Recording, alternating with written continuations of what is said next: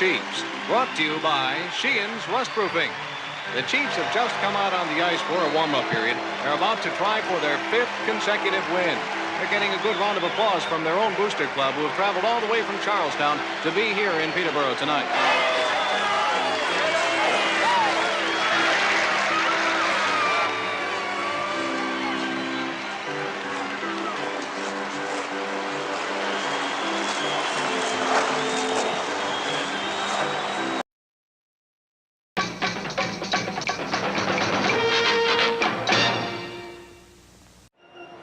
Are you a first responder, a veteran, a doctor, a nurse, a teacher, or a Let's Go Blues radio listener? Of course you are. If you're in the market to buy or sell a home, call real estate superstar Mike Burgoyne today at 314-753-4060 or email him at mike@strikewithmike.com to earn special rates today. Cut out the coffee, cut out those energy drinks that make you crash, and put yourself in a position to succeed with an energy boost from RockinThatIDLife.com. You'll be energized, focused, and you'll even experience an elevated mood for up to 6 hours. Check out RockinThatIDLife.com to learn more. A team that was in last place on January 3rd. The players on the bench are bouncing up. History will be made tonight in Boston.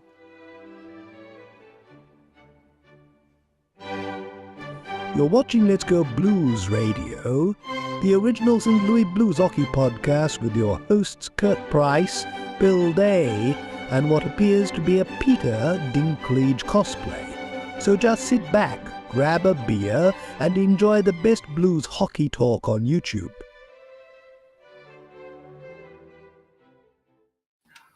I hate that open. I'm going to punch Kurt nuts.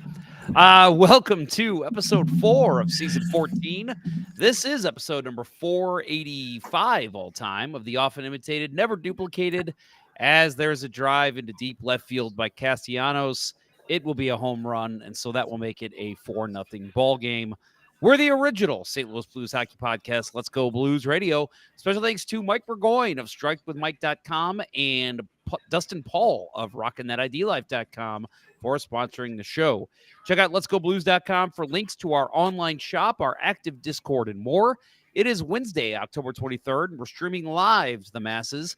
Make sure to follow us on socials at LGB Radio and like, follow, and subscribe to us on YouTube and Facebook. I'm your host, Jeff Ponder, and I'm joined by Bill Day. Kurt Price should be joining us a little later. He is working on those allegations. The agenda for tonight includes some Blues injury news, recent gameplay, a new contract extension, and more on this spooky and terrifying edition of Let's Go Blues Radio. As I said, I am here joined by Mr. Bill Day. Bill, how's it going? It is going well, although, with a dearth of hockey on the telly tonight, we don't have live hockey to talk about for once. So I will be bringing you game highlights from 1993-94 Blues Jets. So yeah, you told me before the show started, you're like, I'm going to have to pull up your YouTube channel and watch one of the old games you posted. So you are doing so. So yes, please keep us updated how that game goes. Yeah, it's the intro to this is pretty awesome. Ken Wilson, Joe Micheletti, Rick Mahar, and Bruce Affleck. And they were Bruce Affleck and Rick Mahar were showing off one of the players driving one of the cars in the players' parking lot, a old school SS convertible. Oof. Nice, very cool. And Vivian Picard on the national anthem. So there you go. Can't get any better than that. No, you picked quite the good game, and we can't remember correctly. You'll have to remind us if it's not true. I believe that is the game that Brendan Shanahan kicked the living shit out of Keith Tkachuk and made him all bloody and stuff. Which we hated Tkachuk at the time, so obviously love him now, but at the time, yes, I think I've told you the story about when I saw him at Plaza Frontenac when he was a Phoenix Coyote, when he was their captain. I told you that story on the show before, have I not? I don't think so. All right, quick story time. So this was 1999, the famous Blues comeback from a 3-1 series lead. He was, I believe it was with his wife at the time. I don't know if it was I think it was Chantal. Might have been a girlfriend. I don't know. I don't know his dating history. But 1999, he was at Plaza Frontenac, and I happened to be there. It was obviously a Blues home game that night. He was a member of the Phoenix Coyotes, and they were either playing that night or the next night, or maybe it was between games 3 and 4. I can't remember, but either way, they were in town. And I looked over. I was my sister used to do piano recitals, so she was at this piano recital, middle of Plaza Frontenac, and I was bored as hell. And I'm looking at there's some store that has like a Blues jersey hanging up, and Keith Kachuk walks by. You know, me being a 14-year-old, I knew exactly who that was, and I thought, oh my God, that's him. And so he kind of looks over while I'm looking at the jersey, and I just go, "Nice jersey, huh?" And he like gives me a funny look, and he goes, "You know who I am?" And I said, "No."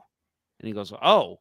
And I go, "Yeah, I don't even like hockey, but you know, that jersey, way better than that team the Blues are playing right now."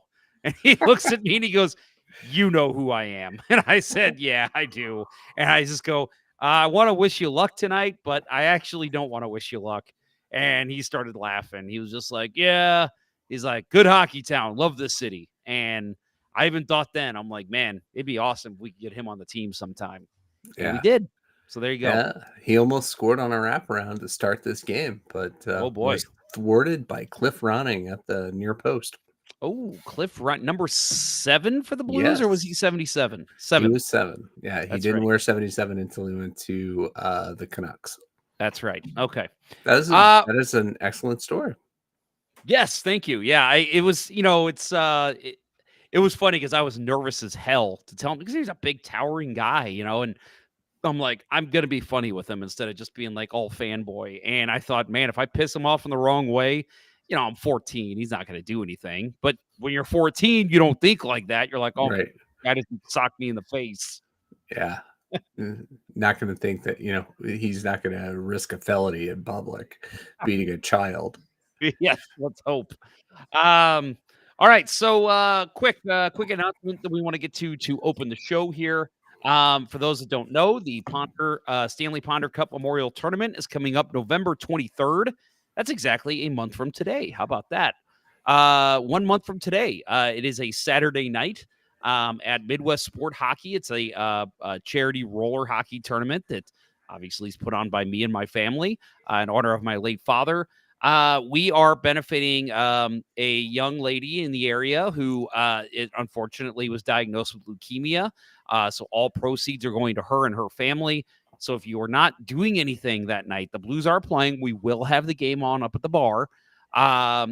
We are doing this charity tournament, and we also do a raffle during it. So let's go Blues Radio. Can't believe we haven't done this before because this is the 9th annual, I think. We are doing we're sponsoring a basket that you can win in the raffle. So this basket will include a couple of the Blues giveaway items that we've collected over the years. And then a friend of the show t-shirt, which you can buy over at letsgoblues.com/shop. But we are giving one of those away in this basket, as well as the Ric Flair bobblehead that the Blues gave away a couple years ago. Also, some other goodies, stickers. Bill, we did not have a chance to talk to you about this, but I talked to Kurt earlier today.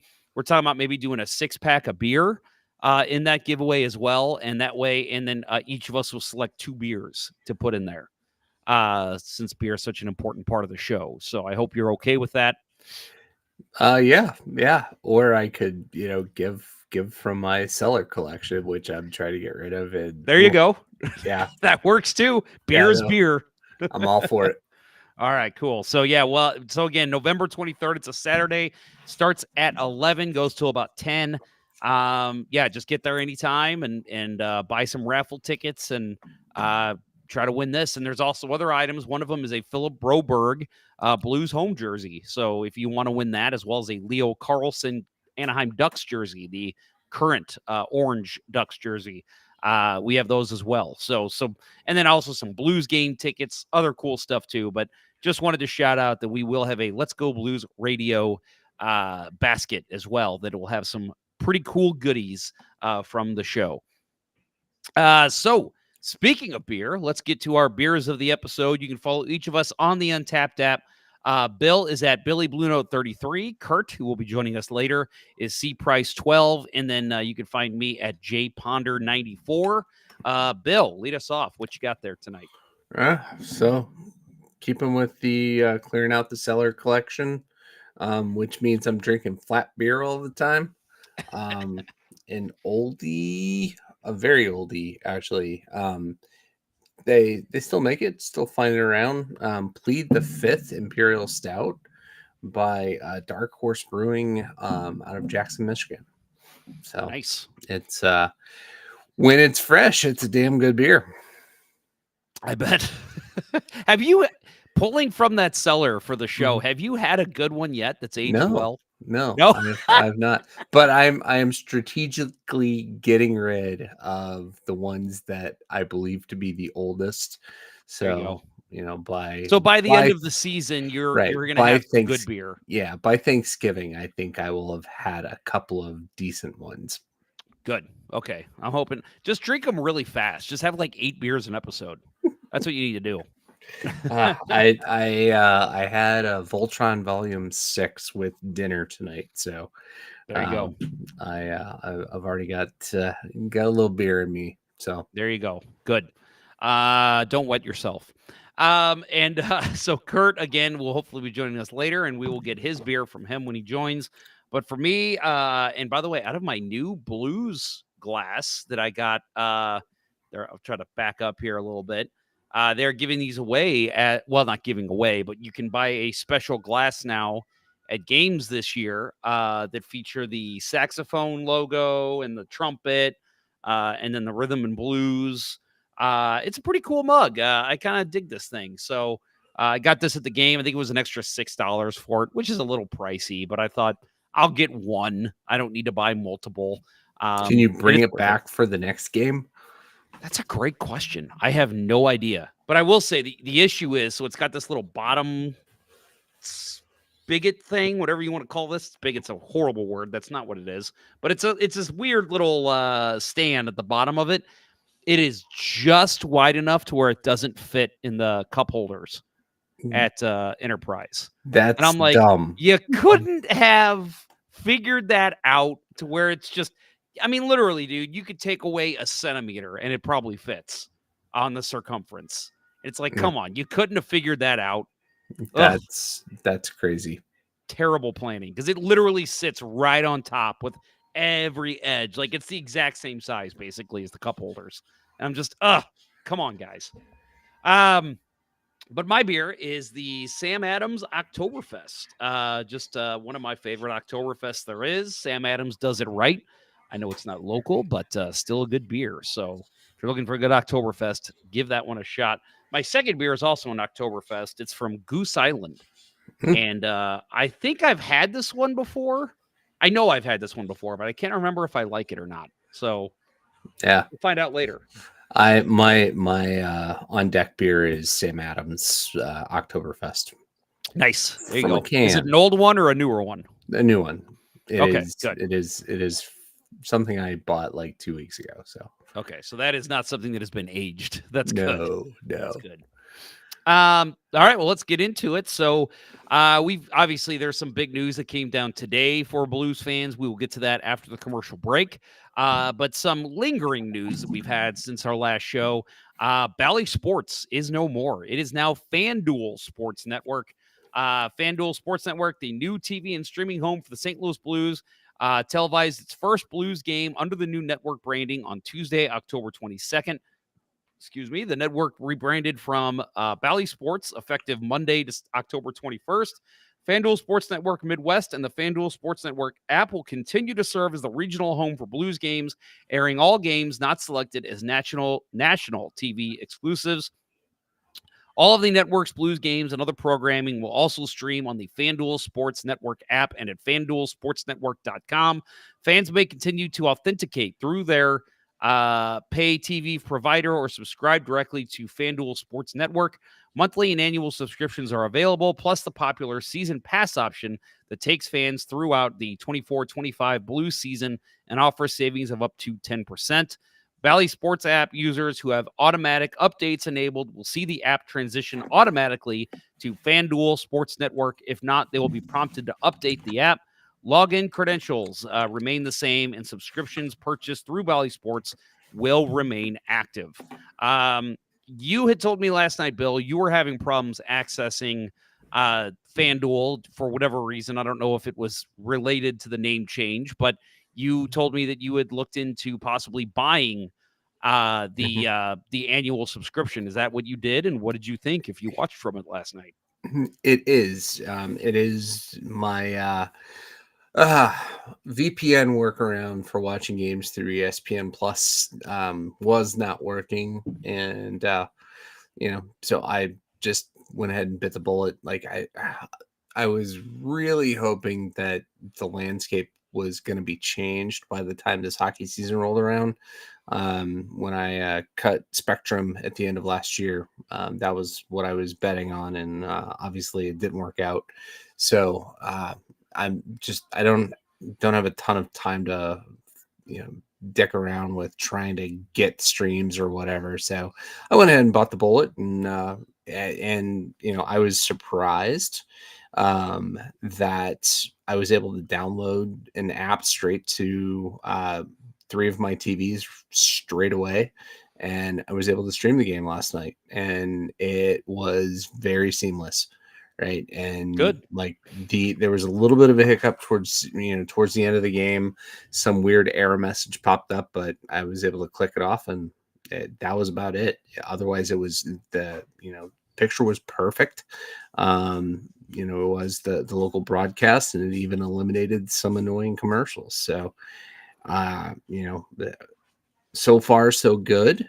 I will give it a plug for those who aren't willing to shell out a shit ton of money to Spectrum or DirecTV or another option that carries Bally's or now FanDuel as part of their package. It worked. That's great. And Kurt is joining us now. And Kurt, I just want to go ahead and say before you start talking, you might have the wrong camera, or I'm sorry, the wrong microphone, because I can hear background noise pretty good on you. But oh yeah, yep. Anyway, yeah. So for me, I kind of had a similar issue. I think it was just a hiccup in terms of my provider. I couldn't get the game to work on FanDuel Sports Midwest or whatever it's called.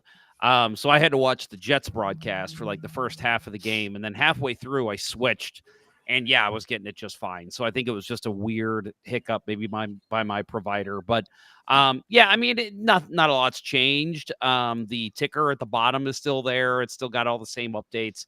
I'm wondering if over time we'll see some changes. With it being FanDuel Sports Network now, I got to think that maybe there will be a little bit more betting stuff implemented. Keep in mind, folks, that it is still owned by Diamond Sports Network or whatever they're called, Diamond Sports, whatever. So they're still in bankruptcy. That has not changed. It's just the naming rights. And you would think that they have a little bit of input in what the sports look like broadcast-wise. So I would think that eventually we will see a little bit of that changed. But overall, any issues you have with past broadcasts, with Bally Sports, it's going to be the same issues you have with FanDuel. It's just a matter of the naming right has changed, and maybe some aspects of the broadcast will change. I had some bad issues with it last night. I'd never had before. Never had before. Like what? And it would buffer every 5 minutes or so, a buffer for like 5-10 seconds, which, in itself is not a big deal. But with 8 minutes to go in the game, just like the Blues on the power play, right? Down by 1, and the feed stops. Buffers. And then it says, cannot play video. It's a streaming error. And I'm like, okay, whatever. I'll just go out and come back in. Maybe it'll take a second. It didn't, probably 10 minutes it was down. And I I even went back to my DVR and tried to play it from the beginning and fast forward, and at the same spot, it would always go out. And I'm like, son of a bitch. And when it finally came back on, I could finally play it. I thought, okay, this is good. Whatever. It's on DVR. I can watch it. And after about 30 seconds, it skipped ahead about a minute. And then about 10 seconds later, it skipped ahead again about a minute on its own. And I'm like, I backed it up. I'm like, what? So I backed it up and it did the same thing. It was all messed up.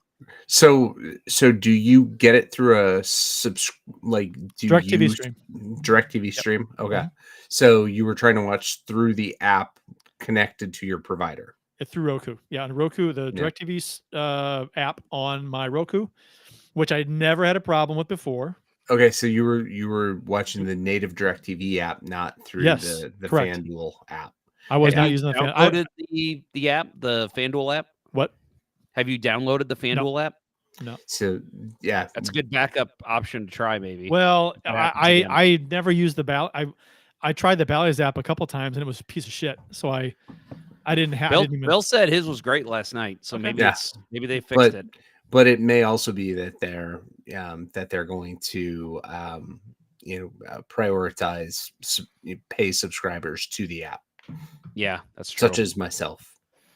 Or just go to Bill's house to watch the games. Yeah, or they're just making me feel better on my 7-day free trial that I'm currently in. Whatever it was, they need to fix whatever issue I had. Other people had some issues too. Some didn't, but using the same setup I had. But there were other people that had issues too. Same thing. Huh. So that sucks. Yep. Yeah, I did not. I mean, again, I don't use apps. I have a streaming service that picks it up, and I had issues at the start, and I thought, oh man, is this the end? Like I thought, oh boy, FanDuel Sports Network is cracking down on my provider, and luckily that did not happen. Like I said, switched through halfway through the game, no problems. But hey, you missed that Blues power play. You didn't miss anything, Kurt. Don't worry. Well, I missed about 4 minutes of the game. So it was the power play plus a couple minutes. Yeah, it finally started working and playing straight through about the 4 minute mark. But don't you have an ethical conundrum of coming on to talk about the game that you didn't get to see the whole thing? I say that having not watched the two prior games because I watched. I stopped working.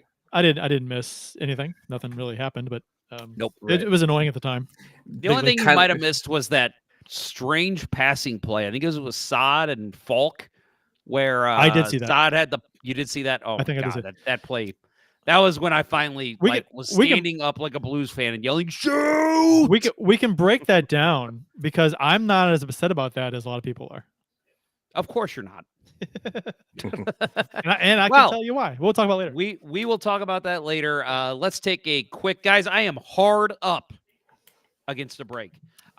So we are going to take a quick commercial break. And when we get back, we will talk about all things Blues, including the Hall of Fame class announcement, as well as injuries, contract extensions, and past games. You are listening to Jeff, Kurt, and Bill on Let's Go Blues Radio. We'll return after these messages. As a hockey player, Mike Burgoyne knows a thing or two about making the perfect play. And when it comes to real estate, he's always ready to score the winning goal for his clients. If you're a first responder, a veteran, a doctor, a nurse, a teacher, or a Let's Go Blues radio listener looking to score the home of your dreams, you'll receive special rates with Mike.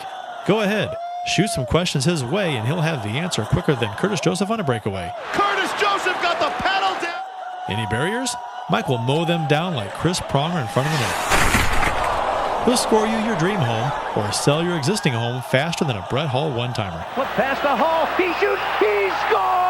See Burgoyne's real estate prowess in action today by emailing him at mike@strikewithmike.com or by calling 314-753-4060. That email again is mike@strikewithmike.com, and that phone number is 314-753-4060. Getting Mike Burgoyne on your team will be the boost your power play needs. Hey guys, it's Jeff. You know, the fun, energetic host of Let's Go Blues Radio. I know I give off a natural energy and cheerful glow, but as I've gotten older, I've realized I need a kick in the pants to get going. I've tried it all, from forcing myself to drink coffee to picking up an energy drink every morning, but none of it provided true, sustainable energy without crash. Luckily, my friend Dustin at RockinThatIDLife.com told me about their product, Energy, which provides exactly what I need. The first thing I do every morning is fill up my shaker bottle with water and a small energy packet, and within minutes of drinking it, my day truly begins. I feel motivated to get going on my work and feel the mental focus take effect as I dive into what I'm doing. I don't crash, and I feel like $1,000,000 throughout the day. Reach out to Dustin today to experience how much better your professional life can be. Email him at rockinthatidlife@gmail.com and get $10 off your first order. That's rockinthatidlife.com, and that email again is rockinthatidlife@gmail.com. Don't let a lack of energy keep you from being who you want to be. Yes, and as you can see, there are a lot of different ways to stamp out thirst with refreshing Stag beer. Now, one of the most popular is this handy six-pack. People like the six-pack because it saves space in the refrigerator, lets them keep more good, cold Stag beer on hand. And you know, when you've got Stag on hand, you've got a mess. And now, back to Let's Go Blues Radio, the longest running St. Louis Blues podcast with Price, Ponder, and Day.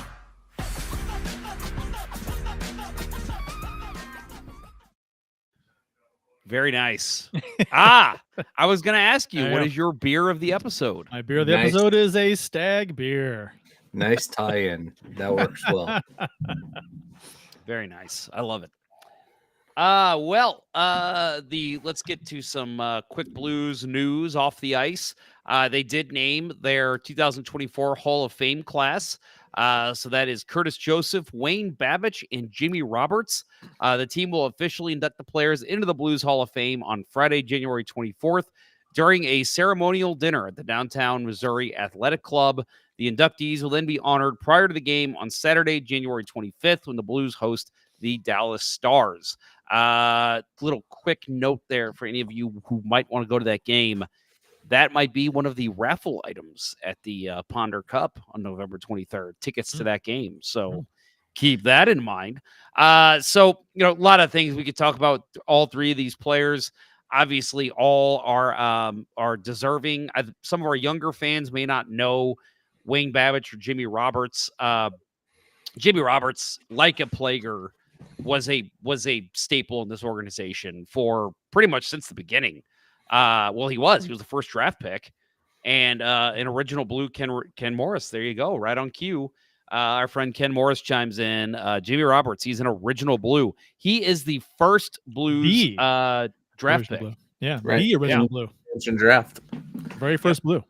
Taken from he was here until he literally wasn't breathing anymore. You know, I mean, he is a true Blue. So, and then Wayne Babbage, he was Brett Hall before Brett Hall. He was a right wing who could put up a bunch of goals, and clearly not the level of Hall, but he was that sniper you'd throw out there and hope for a big power play goal late in the game.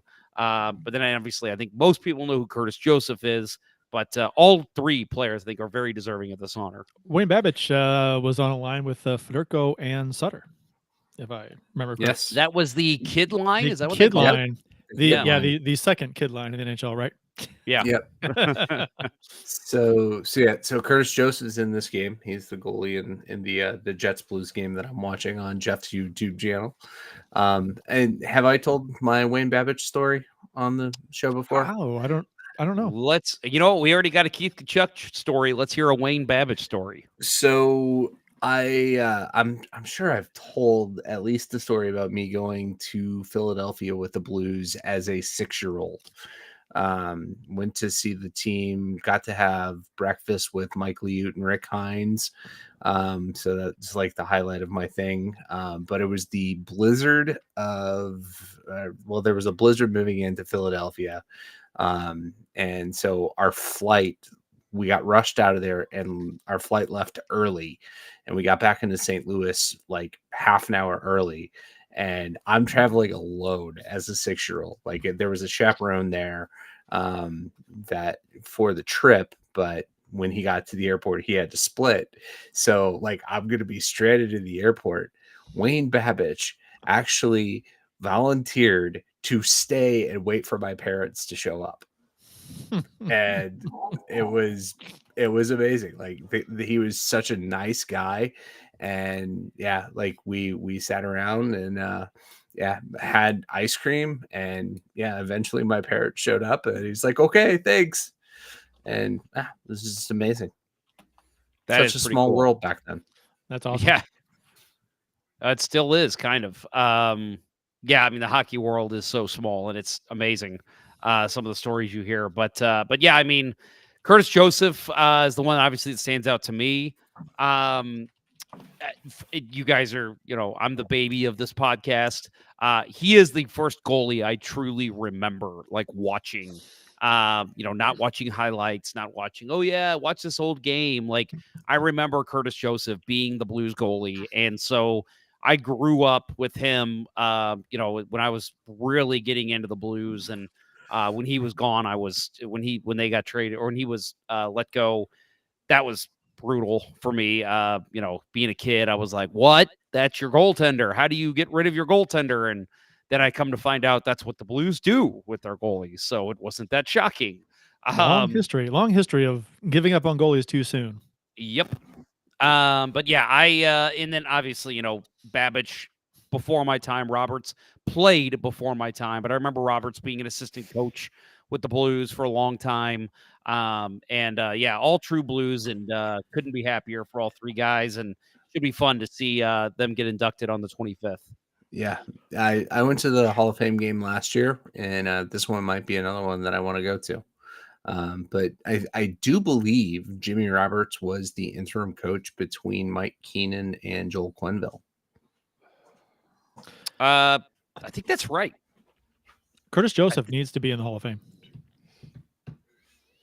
My opinion. Weird that he is. Yeah. He's the best. I think he's the best goalie not in the Hall of Fame. Right, and he's not because he never got a cup. Right, which is a shame. Which is not Luongo. his fault.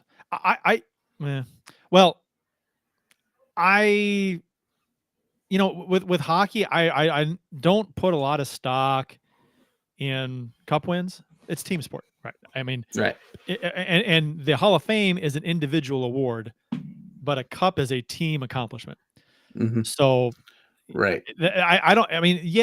Cup. I mean, individual players can really help a team win a cup, but you can't hold it against a guy like Curtis Joseph, who, especially with Detroit, that one season he ran into the juggernaut against Anaheim with Jaguar, right? Yep. Joseph was amazing on that Detroit team, and they just got beat by unreal performance and goal at the other end. Yeah. So best goalie performance that I've witnessed in my adult life. Yeah, right. Jaguar was amazing, but yeah. Cujo definitely should be in. There's I'll plug another podcast real quick. I think it's still available. There was a series that Sportsnet did during the pandemic called When Goalies Were Weird. And they deep dive on like 6 guys, and Joseph was one of them. And he's got such a great backstory, coming from, he was, a foster child and, adopted kid. Such a great backstory for him to make it. Wasn't he a walk-on at college? At Wisconsin, yeah. Yeah. And undrafted? Yep. Blues signed him as a free agent in 1989. Totally beat the odds his whole life, right? So, so they're making it extra hard for him to get into the Hall of Fame, I guess. I don't really. I don't know. But guys, it's not a big deal. He's in a more prestigious Hall of Fame. He's in the Blues Hall of Fame now. Yeah, right. That's right. I loved a blue jacket. I love the tributes that Brian Elliott with the equipment and the mask. Had that was fantastic. Yeah, loved it. And he went on a tear with that equipment and that mask, so he kept it. Oh, look at that! Bill wearing the Elliott jersey, nice. Yeah. And Cujo was the nickname, and when this was my favorite era of Blues hockey too, when he was in net for the Blues. So it was like, And then, my brother, Keith, played goal quite a bit for us when we played on our teams. And his name was Keith Price. And he did the Cujo thing. The first 2 letters of his first name, first 2 of his second name, got Cujo. My brother was keeper. So he's a goalie, goalkeeper, keeper. That's clever. So it was the same thing, it worked out pretty well. Clever. So he's the clever one in your family. I'm not sure who gave him that nickname. It might have been me, actually. Okay, so it wasn't clever then. So quick trivia: what was Curtis Joseph's original nickname? The cat. The cat. Yes. Yep. Which was bizarre since Felix Potvin came on the scene at the same time. Yeah. Yep. Felix the Cat's a better nickname than. By far. Yeah. Curtis the cat. Yeah. I mean, Curtis the Cat works. It's perfect because Cujo, the big angry dog, that's way cooler than dogs versus cats, right? Yeah. That iconic mask. Although the cat did beat the dog when Toronto played the Blues that one series, Gilmore's goal, the wraparound goal. The spinorama behind the net wraparound goal. God, I was over at Mayo's house watching that game, and that just killed me. That game. Yeah. Well, either way, congrats to all the Blues inductees. We'll have more on this, I'm sure, when the induction actually occurs in January. Big news for a current Blue. They have extended Jake Neighbors with a 2-year, $7.5 million contract extension. So he is what? No, I was gonna say that, and you can hear a collective groan from Oilers fans, right? Oh yeah, right, yeah. Well, and it just again, man, I go back to that wasn't ever going to happen. No, I know they don't have the cap space for it. Well, you know what? I know, but you know how fans are. It's like Toronto fans; they just say the shit. Revenge thing, right? Yeah, the revenge, and I get it. I mean, as a fan, if I was an Oilers fan, I'd totally want revenge, right? Yeah. Did you guys watch the interview with Armstrong? One of the reporters kind of was trying to bait him into that question, right? Why now and not in the offseason when he gets to RFA, right? And he kind of chuckled. He's like, well, it's about the same, right? He's got to know that he's gonna have a target on his back for offer sheets. Yeah, I wish he would have said, well, I like to take care of my guys up front and not wait until after I sign a bunch of free agents. That would have been perfect. Hey, there you go. Good news here from the Baked Beaver. Goldie bobblehead received today. Thanks, y'all. Yeah, he was the one of our giveaway participants. By the way, I gave away 2 other items in that show, and I never received addresses from anybody. Kurt, did you? No. I'm trying to blank at who they were, but for those of you who I said on what is that, episode 1? Yeah, episode 1 of season 14, I gave away a couple items. We never received addresses from people. So if you are one of those people, please reach out to us in any means necessary, and we will get you your items that you want. I think it was the TJ Oshie towel, and I don't remember what the other thing was, but there was 2 other things I gave away. So let's see. Also, Justin Scott asked us a question here in YouTube. What is the Blues fans are unwell in the title regards to? Well, sir, Rob Thomas is the lead singer of Matchbox 20. Look up Matchbox 20 songs. That's all I'll say. Oh, you're getting too deep with these titles, apparently. Yeah. Oh, come on. Did you not get that? No. Oh. I'm not crazy. I'm just a little unwell. I know. Right now, I'm not sure. I don't remember the words, but that's the song. I'd probably know it if I heard it, but well, okay, we'll play it at the end of the show. Yeah, I can we'll get dinged on YouTube. Yeah, I can hear it now, but yeah, not my cup of musical tea. I just had to think of a good Matchbox 20 song. That's the only one I come up with, so figured it worked. Anyway, so yeah, Jake Neighbors, 2 years, 7.5. When this contract's up, I believe, does it not make him a UFA? Or does it give him 1 more year of RFA eligibility? I thought it was bridge contract to UFA. Yeah, so it's bridge contract. So as I said on Twitter when this was released, really this is all of Jake Neighbors. He's got, well, technically 3 seasons here to really impress. And if he can put up another 27, 30, 35 goal season each year for the next couple of years, especially now with the news that came out today, and be a huge impact on the Blues offense, he's going to get quite the nice payday when his next contract ends. So I love this deal for the Blues right now because it allows them the cap flexibility if they need it in the next 2 years. Because I think next year is their eyes will be more on playoffs than ever.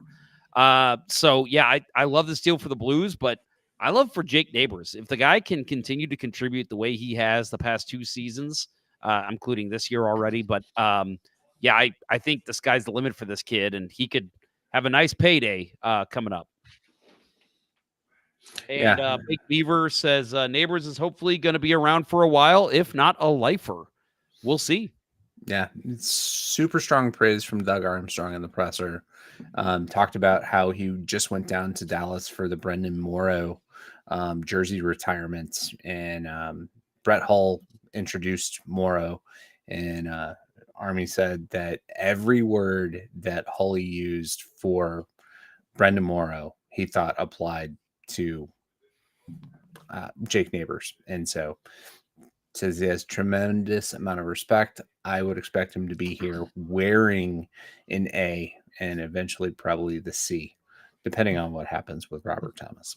I'll admit, I knew that he was skilled in front of the net, but I didn't know he was this skilled. Like last year, I mean, almost every one of his goals was a garbage goal or, just a snipe from inside the slot. So again, I knew he was good in that aspect. I didn't know he was this good. And again, I'm not saying he's going to be a perennial 40 goal scorer. I think 30 is about where I expect him to be for the next couple of years if he can get there even this year. But yeah, I love him around the net. And that's something I feel like the Blues have even with their cup team, they had a good grinding forward unit, guys that could crash and bang, and even guys that could crash the net, but guys that are skilled around the net. I don't know if the Blues have had anyone like that in a while. Backus was pretty good. Brendan Morrow was at the end of his career when he was here, so I don't count him. But yeah, Jake Neighbors in front of the net, man. He's hard to move. He's a stalwart in front of the net, and he's so good at getting deflections on, reading where the puck's going to go off the goalie so he can tap in the rebound. I just love everything about his game. It's why I got his jersey last year. He's the guy that the Blues need. Yeah. I mean, any team really. I mean, that gritty guy around the net who's gonna score the tough goal, makes things happen in front. Yeah, he's just a good player to have on the. And for the money they signed him for, if he produces about like he did last year, this year, next, it's a good deal. Love it. So, other news on the other side of the ice, Nick Leddy has been placed on IR with a lower body injury. He played in the first 4 games of the Blues season. I think I can speak for all of us when I say, take your time, Mr. Leddy. All we care about is you getting healthy. So that means you have to be out all season. Please take the time. Does anybody want him back? Cheers. At all? I mean, there's so many pluses for him not being in lineup. I mean, because Nick Leddy listens to the show, so I don't want to be too harsh on him, right? Because we're nice people. He's actually backstage right now, and here he is. But it's like some dick talk show that brings out the guy you're ripping. But I mean, him not being in the lineup and moving Suter up with Parayko has been fantastic, really. And they can get some. If he's on LTIR, which probably won't be, but who knows? That salary might eventually come off the roster. Maybe it can be waived at some point or traded or whatever. I don't know. Because if he does come back to the lineup, and obviously you wouldn't think the defense would be playing as well as it is now with him in it. So you got to make a move if you're Armstrong with Leddy. I mean, you see that the defense is going to be okay. We're a better defensive unit without him. So something has to be done. Yeah, the only way that I could see him working back into this lineup is if he and Ryan Suter need to spell each other, given their excessive age. And Ryan Suter to start the season, I thought has looked really good, but he's starting to show, some his age and some flaws that are coming with it. So if we're going to have one of those guys in the lineup, have one of those guys in the lineup, but not both. But why do if you can find a way to move on from Nick Leddy, I think it's probably going to be all for the better. So the Blues have Nick Leddy on the books for another season after this one. And again, I think we'll all agree if the Blues make the playoffs this year, that's cake. That's great. Next year, I think, is what they're really eyeing with some of these younger guys coming through the pipeline, especially with still having Broberg on the books for sure. So let me ask you guys a question. His no trade clause becomes a modified no trade. I believe it's 10 teams he's allowed to submit to be traded to. Is it more than that? Let me check. Maybe not. 16 team trade list. Yep. You're right. Okay. So there's 16 teams that he can say, I will accept a trade to these teams. If, and again, I know the Blues are in a rebuild and they're trying to stockpile players and draft picks, but if you got a chance to move, let's not say a first, let's say a second round pick with Leddy to get him off the books next season, do you do it? I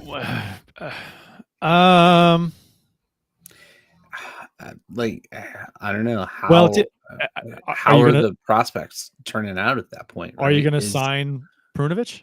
Because he's an RFA next season. Well, I think that depends on how well he plays this season. If he plays at all, they're not going to give him any. They haven't gotten any ice time yet.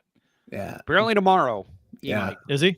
Okay. Yeah. Well, hopefully, but I think you have to look at where the Swedish draft picks from the last 2 years, as well as Adam Juracek. You have to see where they are next year. But if they're progressing and ready to push in for a spot, then yeah, I think that's when you can probably look at paying somebody with a pick to take them. Yeah. Divide by zero says hell no. I hate giving up a high-ish pick to get rid of him. Yeah, I wouldn't do a first round. No, absolutely not. Second or third. I would consider a second or a third. I would not. I would not do a first. Well, if you're giving up, would you just trade him straight up if you had to eat half the contract? For a season, yes. Because if you're moving a second round pick, the other team's taking the entire contract. For a season, if you want to keep the pick, then you're going to eat probably half that contract. Right, especially if the cap goes up again this year. For a year, so you can probably keep the pick and then say we'll eat half the contract. I would do that. I would do half a contract, and if they say, well, we still want a draft pick, I'd say, okay, you're getting a fifth rounder. You're not getting a first, second, third, even fourth. But yeah, I would do that. I think so. The Blues will have cap room next year, unless they go out and make a monster trade this season, which I don't think they will. Yeah, well, I mean, they, who's RFAs? Prunovich, P.O. Joseph, Suter, Foxa, Torpchenko, Kapanen. Jeff, your favorite player. Oh, God, can't lose him. He had a very nice... He did. Very nice goal. Yep. And it just goes to show the guy has talent. He just doesn't know how to freaking use it. We're still within that 2-3 week period. I said that he would be relevant this season. Yep. So next year, Kapanen, Foxa are your UFAs, as well as Ryan Suter, RFAs, P.O. Joseph, Scott Perunovich, Alexei Torpchenko. I think you signed all those guys, with the exception of maybe Joseph, depending on where you're at in defensive wise, like Bill said with the prospects. But yeah, I think I do it. I just to get them off the books and get out of this old core as much as you possibly can. I think it depends on what you want to do with a couple of million extra cap space. I think if you want to use it on somebody to do something else or to plug that hole with somebody else, fine. But if you don't really have any plans to use his spot with anything special or to use that money for anything special, I say you just roll with him for another year and put him in the box half the time. If you're not going to do anything with it, I'm not sure what you'd gain by eating salary or moving a pick to move him. Yep. You gotta do something with his spot or with that money. I will say, and Bill, you mentioned it, Ryan Suter moving up. I thought his first game, so the first game of the season, I was like, ooh, he looks slow. He looks sluggish. But since then, I thought he's played way better. And I think Parayko has played better since Letty got taken off his line.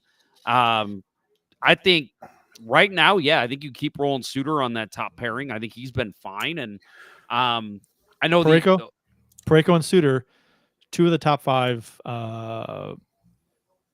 player stat cards ratings for advanced stats. I worded that terribly. Wow. For last game. Show's over. That took too long. 2 of the top 5 ranked players according to hockeystatcards.com last game against Winnipeg. Yeah. That's interesting because when we get to save of the week, I have some commentary. Oh, well, we'll get to that. I've loved Suter so far. And if, let's say, Letty comes back in a week and Suter's still playing the same way he is, I think, sorry, Nick, you're on the odd man out. Maybe you sit third pairing, but you do not throw him. I personally think you don't put him back on the top pairing at all. He's never done anything since we first acquired him to make me think he belongs in the top pairing. But having said that, I get it. It's a necessity thing. And I just think that right now Suter is outplaying him for that spot. And I think after that, I think you give Broberg a chance. If Suter starts to fail, you put Broberg. And I know you don't want to break up Broberg and Falk because they look good together, but give that kid more minutes right now. He's playing very well. Yeah. Just lost the point streak last night. Yep. And him and Falk were out there for goals against last night. So on separate occasions, actually. So that stat is gone too. They were out there for goals against, but they both had. Oh, Broberg did not. Well, individual defense was a plus, but I guess line defense was a negative. Same thing with Falk. Yeah, Broberg was out there for the power play goal, so he missed out on that. Does that count though? Yeah, because that was all goals. They said all goals, even strength power play and penalty kill. So it's rough to lose it on a PK goal. Yeah, it is. That they just shouldn't have played him. Let him have that stat as long as possible. I'm just kidding. That's ridiculous. So the big news this week, and something we'll probably touch on more than anything, Robert Thomas was placed on injured reserve with a fractured ankle this morning. Thomas is scheduled to be reevaluated in 6 weeks. Thomas is 25. He's dressed in all 7 games for the Blues this season. He's posted 6 points, 1 goal and 5 assists, and 2 penalty minutes. We talked about the last 2 seasons, what we've said, if this team is going to make the playoffs, pretty much everything has to go right.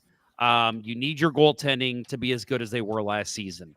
You need your top line to be your top line. You need Parayko and Letty to play better on the top pairing and be a good top pairing. But the biggest thing for me was center depth was an issue. With Robert Thomas out, that clearly there is no center depth. I mean, you look at who was in center depth for practice today, which we'll get to. That ain't going to cut it. So there is some issues, some reason for concern here. I like what a lot of the people that I follow, and I hate to lump Kurt into this, but I'm going to. It said on Twitter, I think that what a lot of people said about basically roll with it, see what we can do, that is the right approach, because the team is they're not expecting to win a Stanley Cup this year. I think that if you are like, oh, wow, okay, this team's better than we thought, we need to figure out what we're going to do with Thomas out. I think that's where Armstrong would maybe step in and say, okay, I need to go out and get somebody. But I don't think that's where his mind is at, and I don't think his mind will get there. I think it's let's try and distribute this through committee, see if anybody steps up in his role. But definitely cause for concern here in St. Louis with your top center going down. I think that's the way you have to approach it. If the Blues were even if the Blues were a cup contender, if they were a cup contender, they would have better center depth to absorb this, right? So they don't have the center depth needed to absorb this the way they would like. So I think the best thing to do is just to kind of sit on it for a while. Other teams would try and, rape you on a deal anyway, because they know that you need a center. So, whatever. Just roll with it and see how it goes. And hopefully somebody steps up and plays well. Maybe Thomas is back a little sooner than we expected. And, things we luck out in that respect. But that's going to be a big thing to overcome. I mean, no one's going to be able to replace him, but you just got to hope it's like a team effort kind of a thing. Other guys step up and actually start producing like your third and fourth lines produce and help out. So we'll see. Yeah, I agree. And you look at the names that might be able to step in his role. The guy that steps out that I look at mostly is Texier. I think Texier is a guy that, he just came back from injury. Maybe give him a little time here. Don't just throw him out there on the top line. But he's a guy that has shown before, well, in St. Louis here, but especially in Columbus, he could play top line minutes in a pinch. Is he going to be Robert Thomas? Is he going to put up even 60 points this season? No. But during this stretch, which is, let's say for the sake of argument, we'll say 15 games, if he could be a point per game player on average, or maybe even just below, that would be huge for this team. So that's a guy that I look at. And then obviously you got a guy like Bolduc, who might get a more a longer look in the top six. He's a guy that, and again, you're talking a wing there, but still a guy that could produce points, could be very important down the stretch. And we got a comment here from Divide by Zero, and this was going to be my next point. He says, crazy thought, how is Dvorsky doing in the AHL? Let's not forget, you've got Dalibor Dvorsky and Zach Dean down there, who you might be able to pinch in on the second or third line, and maybe they come up and they have that Nathan Walker thing that he had every time he got called up. 5 games, boom, he's got 8 points. Maybe we see that from one of those guys too. I guess Buchnevich is solidly locked in as a center now. Right. Yeah. Right. I think your top line is going to be Buchnevich, Kyrou, and Neighbors, and then Shen, Tessier, and Bolduc maybe. The lines in practice today had Shen on the top line. Well, but it also had Oscar Sundqvist on the top line. I know that's not going to happen. If that happens, here's the I am canceling my subscription. Here's the thing with that though, with Thomas out, why would you do that in practice? Why wouldn't you? Okay, so with Thomas out, we're going to try this on the top line, and we'll immediately go into practice with it, as opposed to throwing together a fourth line, a checking line on the top line. Why would you do that in practice? Why wouldn't you attempt to put together the best top line you could put together in practice before the next game? Was practice in St. Louis or Toronto? Because if it's in Toronto, believe it was here. Then that doesn't make a lot of sense. If it's in Toronto, you're just fucking with the media, right? Yes. Right, for those that didn't see it, practice lines today were Saad, Shen, Sundqvist, then Texier, Buchnevich, Kyrou, then Bolduc, Holloway, Joseph, and then Toropchenko, Foxa, and Kapanen. For me, if I'm rating those lines offensively, like, okay, here's your first line, here's your second line, I move that second line to first. So Texier, Buchnevich, Kyrou. I put that one as 1. 2 would be Bolduc, Holloway, Joseph. And then your third line would be Saad, Shen, Sundqvist. Like, having them as the top line, oh shit, that is a Chicago Blackhawks circa 2022 line right there as your top line. Yeah. I can't imagine they would do that. I can't imagine. Maybe they were just trying to get Sundqvist a lot of work in. I don't know. Maybe because he's probably going to play next game. So I will say, I know you mentioned Bill. I think it was Bill. One of you said it. That the top line is going to be Buchnevich, What'd you say? Buchnevich, Kyrou, and Neighbors. Saad? Neighbors. Yeah, and by the way, that's something else to note. Neighbors is not injured. He just had a maintenance day today, as they call it. So he'll be back in soon. Or he'll be He had back to in go tomorrow. spend some money. Yeah, right. Yeah, he had to go buy a new car today. But I do think I like the idea, and we'll see how the chemistry works. I like the idea of keeping Buchnevich with Texier, because Texier is not terrible in faceoffs. Buchnevich is. Mhm. So Yeah. I think you need to keep him with a guy that can take faceoffs, and then he can just pivot over to wing. I'm sorry. Buchnevich can pivot over to center as soon as the puck's dropped. Because I do not trust him taking faceoffs, especially on like icings. You don't want him out there taking a defensive zone faceoff. You got to have him with a Shen, a Texier, a Sundquist, somebody who can take the draw for him. Who did you say, Foxa, taking faceoffs? That was the one center I did not mention, but yes, Foxa too. He'd be fine. You said you wanted Texier taking faceoffs? Is that what you? Texier, Shen, or Sundquist? Because Texier hasn't taken a faceoff yet this season. Okay, but he was playing a lot of center in Columbus, which is surprising they didn't move him to center so far. Yeah, Buchnevich is 40%, 40.8 on the faceoff, which is actually better than I thought he was. It's not 40.8 is not particularly good, but it is the worst in the team, aside from Neighbors, who is 0 for 1. Look up Texier from last season with Columbus. Okay. Let us know what his numbers are. This is where we could use a producer, Austin. Texier last season, Columbus, face-off percentage. He only took 19. He was 31%. Really? 31%. Ooh. Okay, man, so that's a bad idea. Yeah. Well, God, stupid. Why does anybody listen to me? Small sample size, but yeah, he didn't take a ton of them. You asked me to look it up. I thought he played a lot more center than that. Maybe it was earlier in his career. Maybe he might have played center. He might not have taken faceoffs. Now, Kyrou was a guy that used to play center. It'd be interesting to see what his faceoff numbers were in juniors. Maybe he'd be good at faceoffs. Who knows? But he's taken 2. He's taken 4. He's won 2. He's at 50%. Oh, better than Buchnevich. Put him in top line. I could probably, you know what? There's a chance in 4 faceoffs I could win 2. There's a chance all of us could. Small sample size, right? Then we would instantly get taken off because it was like, you did your job. You guys can't skate. Get off the rink. If I get off the rink, Eastwood. That's what he would do. Yeah, right. I mean, go on, take the face off, and get the fuck off. Yep. Man, I wish I could pay $1 million to do that. Anyway, so it should be interesting. This is a huge test for the Blues. Somebody said it in the chat earlier.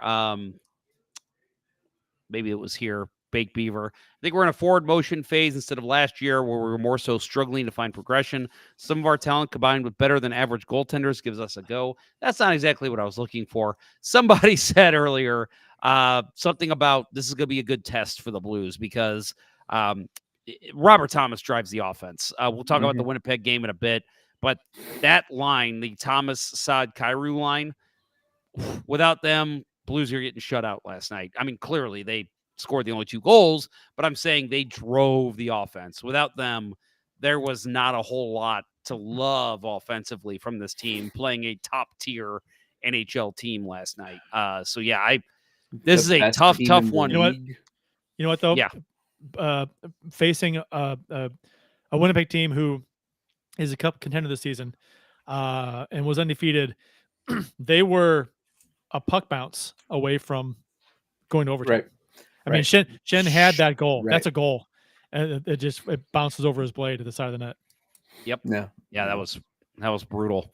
Lights on Geometry. Holloway won some faceoffs.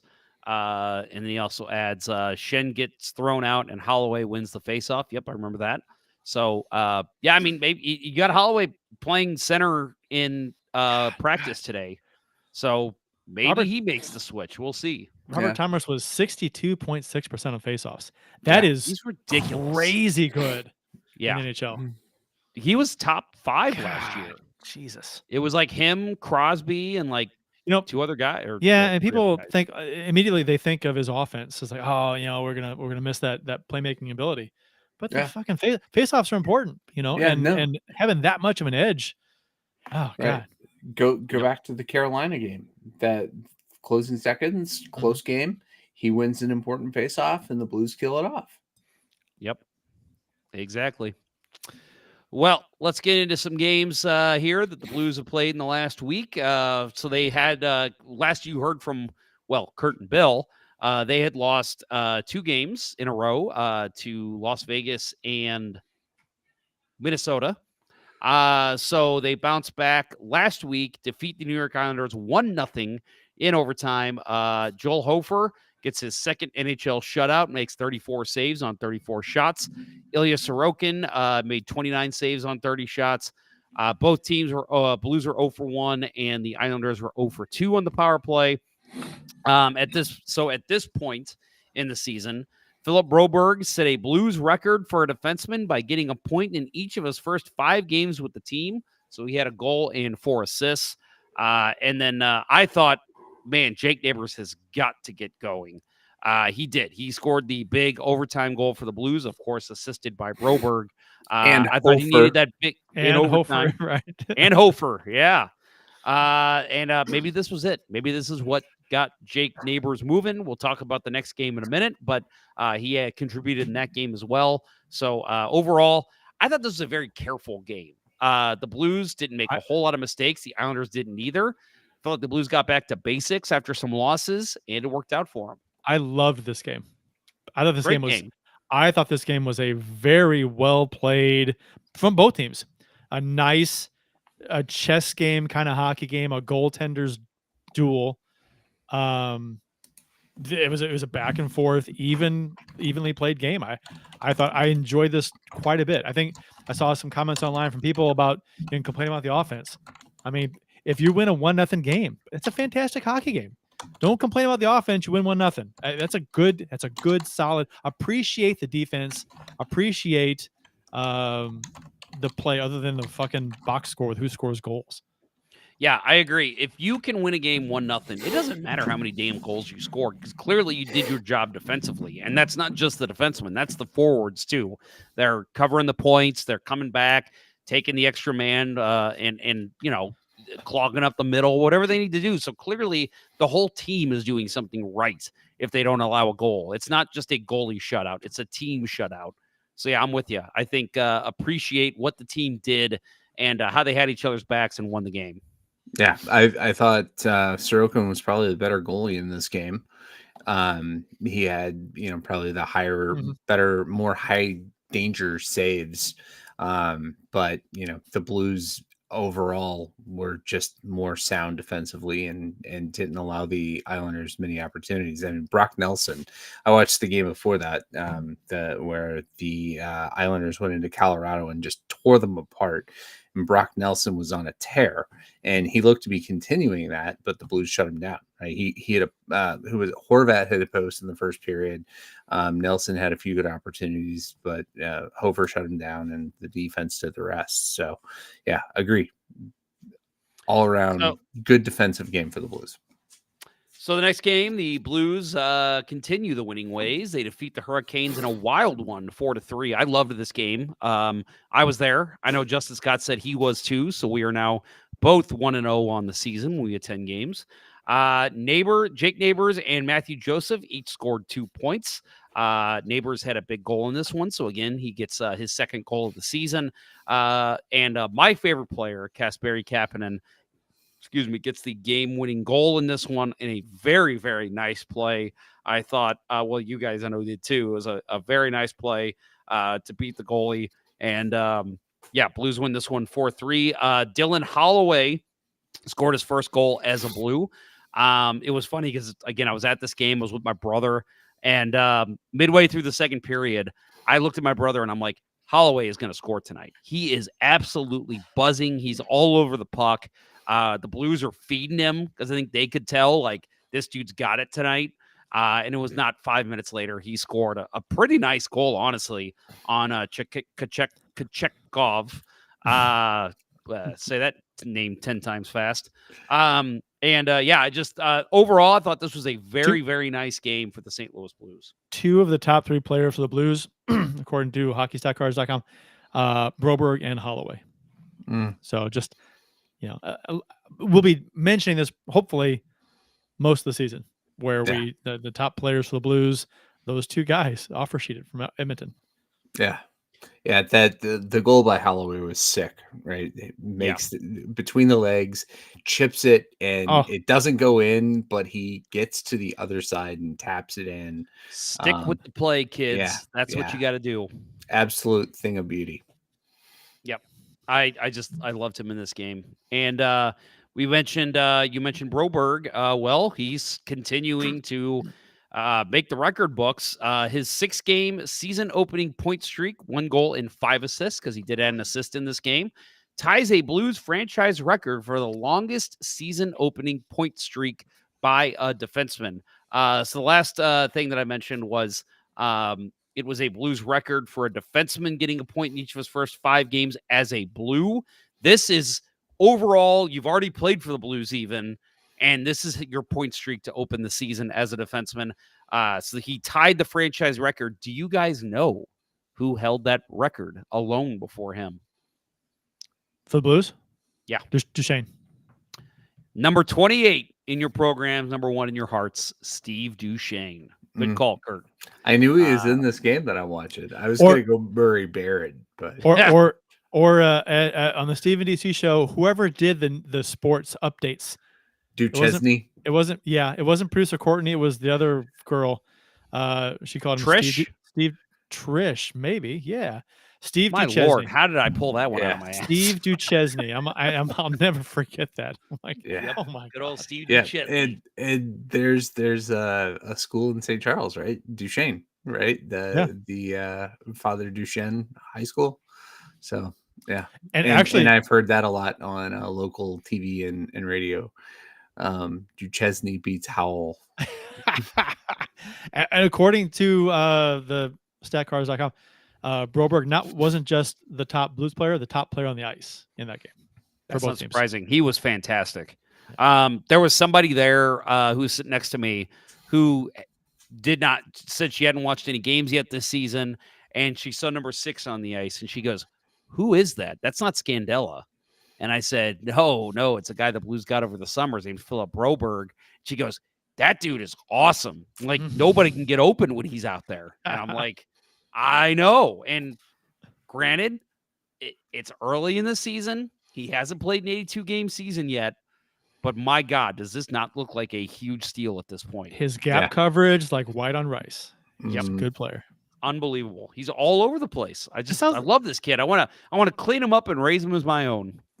It sounds like a racist analogy, that white on rice, but I keep thinking in my head, it sounds racist. Is it racist? I don't think it is. It's white. The rice is white. Right. The rice is white. I'm not racist, but racists use it all the time. Yes. Yeah, probably. I mean, you could say brown in that situation too, right? Because there's brown rice. That sounds even worse. But yeah, it's like brown on rice. That does sound. It's like worse. Wild on rice. I like that one. There you go. There you go. Okay. The Blues did score 3 goals in 3:09 in the second period after trailing 1-0. And then, of course, they did give up that lead as well. But the Kapanen goal was the game winner. So don't like seeing them give up leads as much as they have early in the season. But they've been able to battle back, too, which is very important. Big Beaver. Does Ponder have a new Pronger? No, sir. Nobody will ever replace Chris Pronger in my heart. Are you kidding me? He's always number 1. We keep mentioning on the show that he's arguably the best Blues player of all time. He is to me. We should, it'd be funny to have actually a flat out debate with podiums. Have a Brett Hall candidate, a Federico candidate, and a Pronger candidate. Yes, and just debate it out. But you gotta have everybody represented. So you need to have some like non-Blues fan be like, no, Vladimir Chepeturkin is the greatest Blue of all time. Right. His mom would be the person that you would get. All right. So the big game last night, a big Central Division matchup. The Blues did fall in this one 3-2 to the Winnipeg Jets. What I thought was a very thrilling game. I think the last 3 games have been a lot of fun to watch. The Jets did get their 6th consecutive win to open the season. They are 6-0-0. I did not put the stat in here because I couldn't find it, but I know they said last night something about the Jets haven't lost in regular season since like March of this year, which is crazy. They haven't lost in the regular. Oh, okay. Yeah. So like they went 8-0, something like that, down the stretch last year. Yeah. And start this year off 6-0. Yep. Fuck, that's crazy. So they've been ridiculous. Absolutely crazy. Bennington in this game gets the start. He makes 21 saves on 24 shots. Connor Hellebuck, 27 saves on 29 shots. The power play, Winnipeg scored that beauty power play goal for them. They went 1 for 2, and the Blues were 0 for 2. Brandon Saad scored his first 2 goals of the season. He was on the top line with Thomas and Kyrou, as we talked about, and his first goal with his 600th point in the NHL, which is impressive. And they were talking on the broadcast 600? Last night, 500. And I have 500. Oh, I'm sorry, 500. Yes.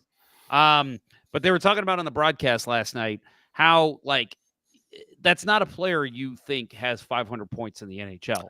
And I agree with that. Like, he is sneaky, putting up solid points every season, which is why it's always surprising when I see certain Blues fans say that they don't think he's any good. And I'm like, that guy contributes when you need him to. He's just a guy that, he's a second line player, just a good second line guy. He was in Chicago too. I mean, just the way he's not going to dominate, and be a top line player, but he's going to plug along. He's going to get you 20 plus goals every year. He knows his role and he executes it well. Right. And he's just, listen to his post game commentary, he's a consummate veteran, and, he's going to put up 20 to 30 every year and just be consistent. And he's still doing it into, his almost mid-30s now. So good on him for 500. Yeah, his 26 goals last season were second most in a season for him. He had 31 with Columbus back in 15-16. That was his his high watermark for goals. Both goals he scored in this game, I thought, was just him driving the net and being where he needed to be, especially on a line with Thomas and Kyrou, because the plan, I'm sure, is Thomas, get the puck to Kyrou, you shoot it. Saad, get to the net, go where you need to go. And both goals, he receives the shot pass from Thomas on the first goal, beats Hellebuck, and on the second goal, picks up the rebound from Kyrou, shooting in the slot. No chance for Hellebuck to recover on that one. And just 2 really good, smart heads-up plays from Brandon Saad to score on both those goals. You know what's interesting? Oh, I'm looking at something. Never mind. I'm looking at the wrong stat. I was going to say his points per game with St. Louis is better than with Chicago, but I don't think that's true. Never mind. I don't know. Hire a producer. The Baked Beaver says he does his job. 100% with you 100%, Baked Beaver. So some points I want to talk about on this game. Nino Niederreiter scored a power play goal. We talked about it earlier a little bit. I thought was a sick power play goal by the Jets. Well executed. Got the shot from the point, and Niederreiter just made a beauty deflection. The only thing I'll say for that, and I don't think there was any chance for Bennington to make the save on this one, but Suter and Broberg were on the ice, and I feel like they kind of thought it was a harmless shot coming from the point and just let it come through. Like, kind of one of those things, right, Bill, where, you want your goalie to see the puck, but I don't think they realized that Niederreiter was skating through the middle there, and, you give a guy like that time and space like they did, if they can get a stick on the puck, no chance for the goaltender. No. So I'll talk about this when we get to the save of the week, but the What I thought the Jets did extremely well last night was really stretch the Blues, especially on that with the man advantage.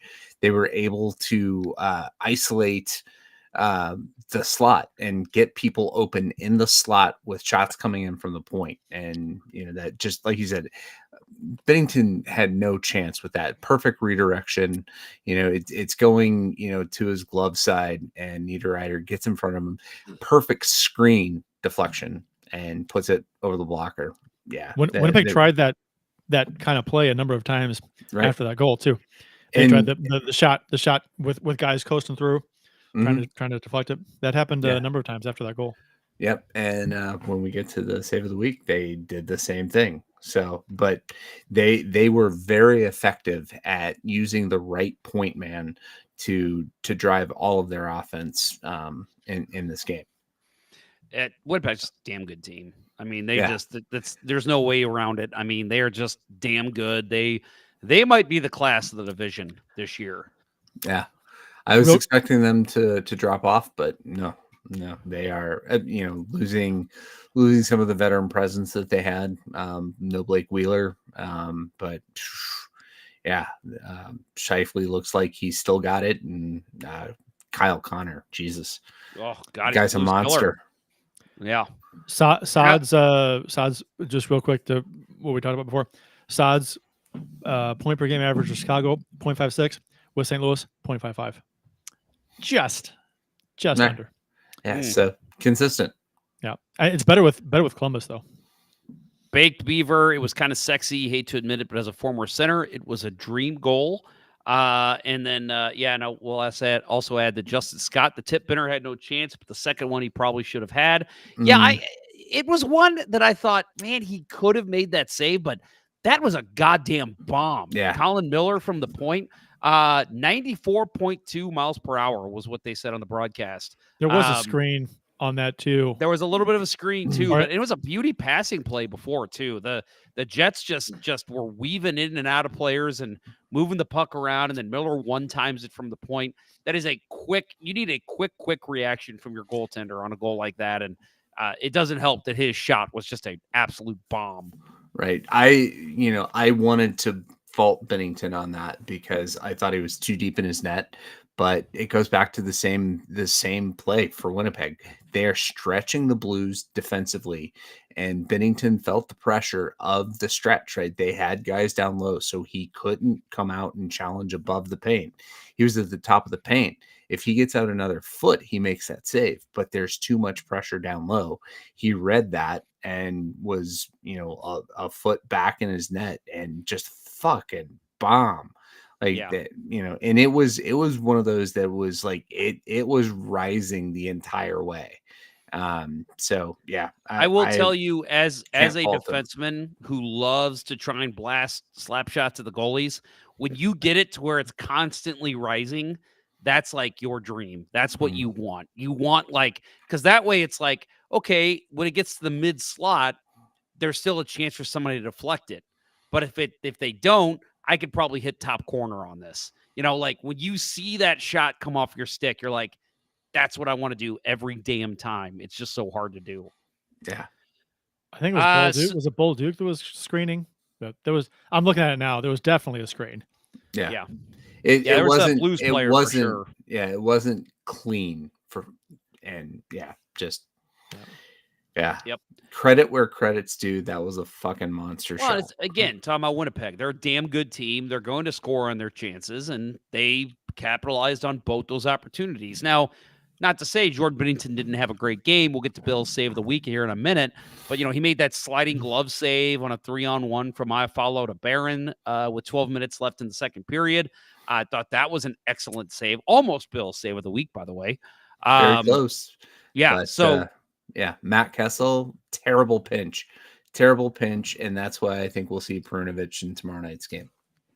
Yeah, we'll see. And I think you're right, because judging by the lines today, too, it looks like Kessel is on the outside looking in. I wanted to mention, we already talked about Saad's goals, but I wanted to just kind of give more kudos to Ryan Suter very quickly. I thought that goal was a huge result of Suter just basically having know-how. So there was a rebound in front on Binnington, and Suter just picked the puck up. He picked his head up. You can see it clearly on the replay.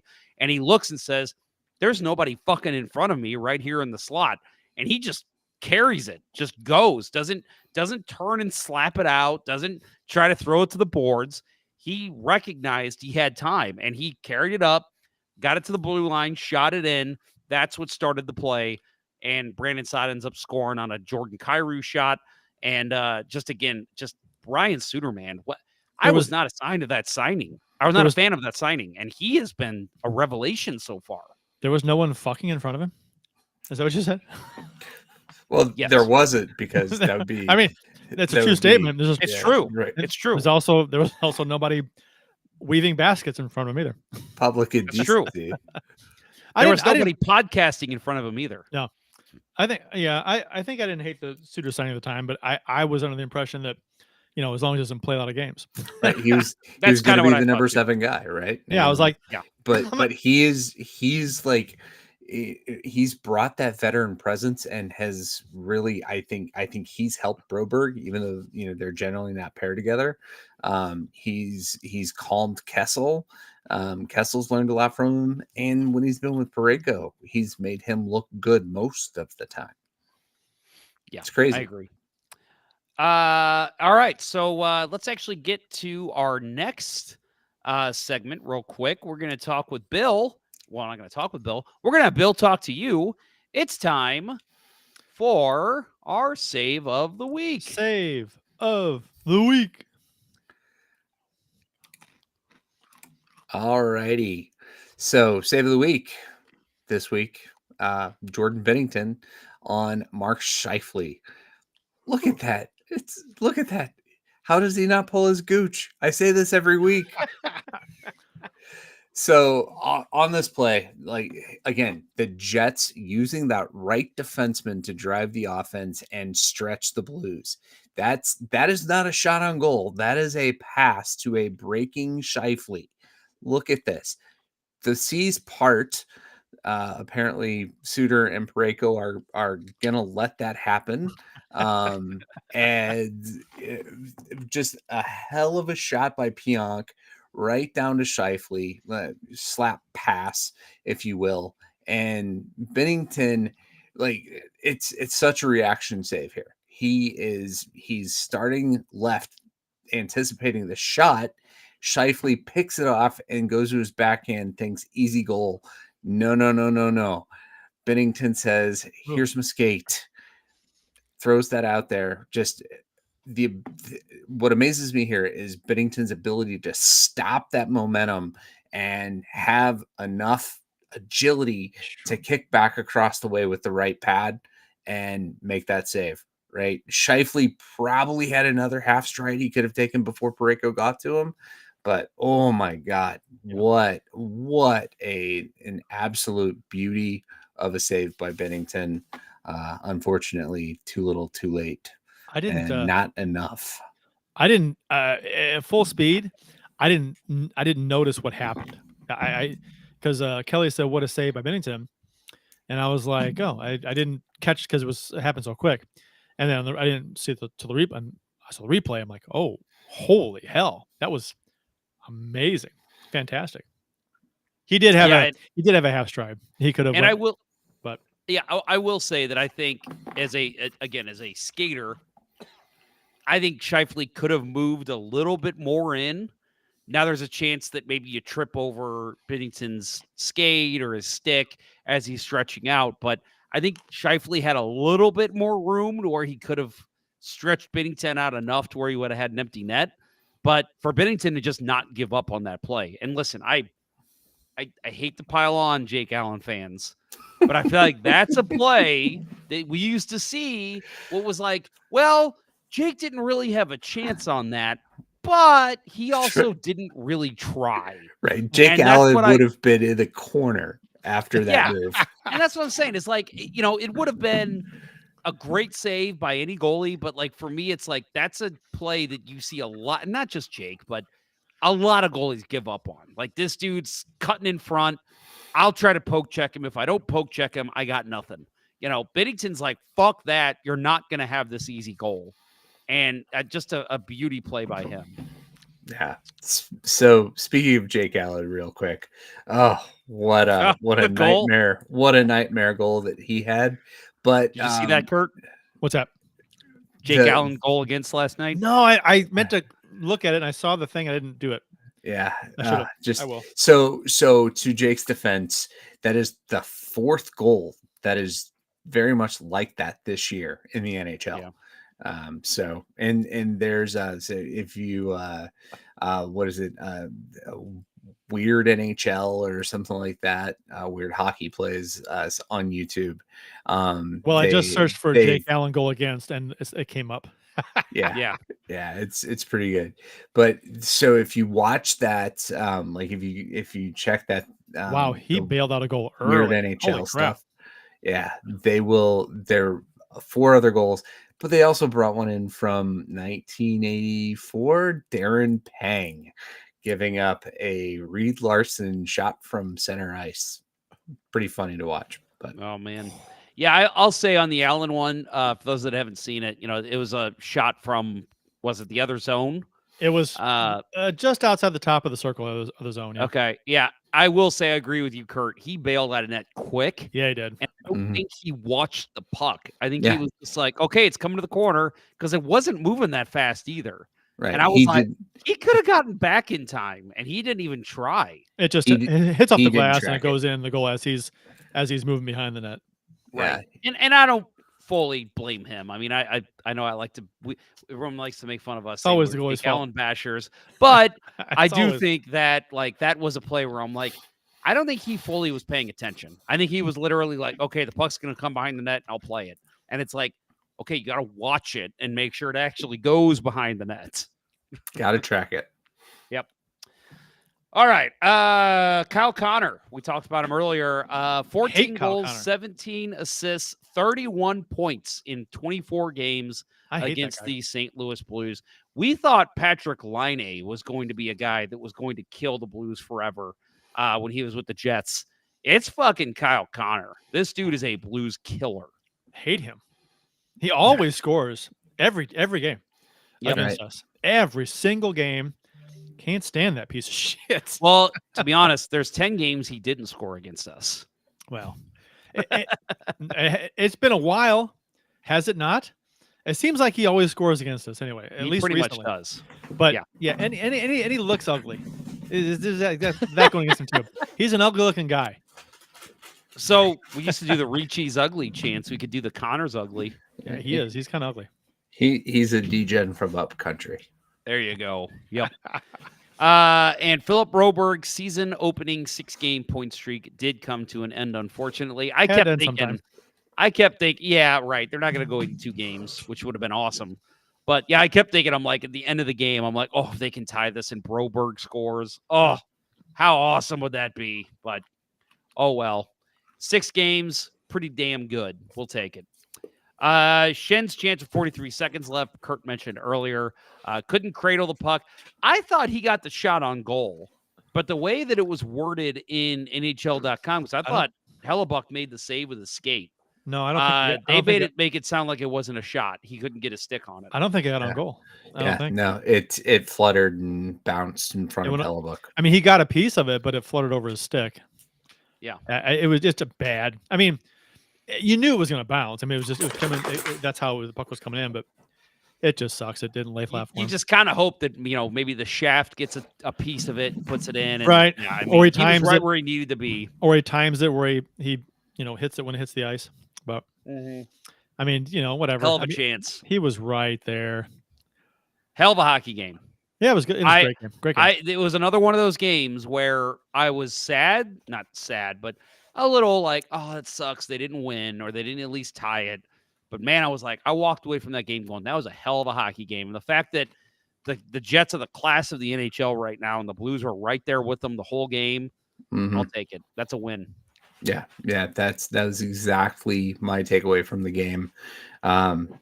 Disappointing not to get that, especially with Schen's chance there.